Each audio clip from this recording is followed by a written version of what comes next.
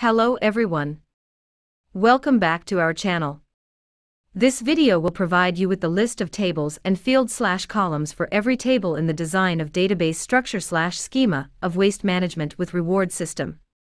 Step-by-step tutorial is also included in this video. Please don't forget to subscribe and click the notification bell to receive free updates. Members will be able to register with the system and search for junk shops and recycling centers to dispose of their recyclable waste products in a more convenient manner. In addition, the suggested system will record waste collection statistics, which will be used to determine whether or not to award rewards. Let us now create the tables and their columns. Please watch the video for the complete tutorial.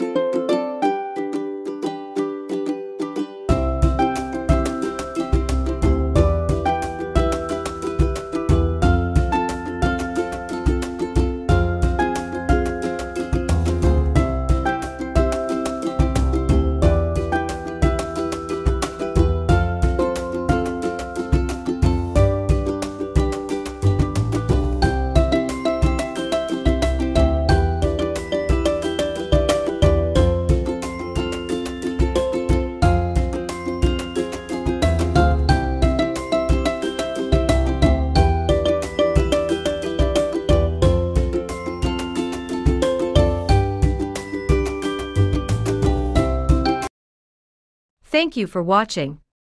For more free capstone projects ideas and resources, please subscribe and click the notification bell to receive free updates on our channel. You may also reach us on our Facebook page and website.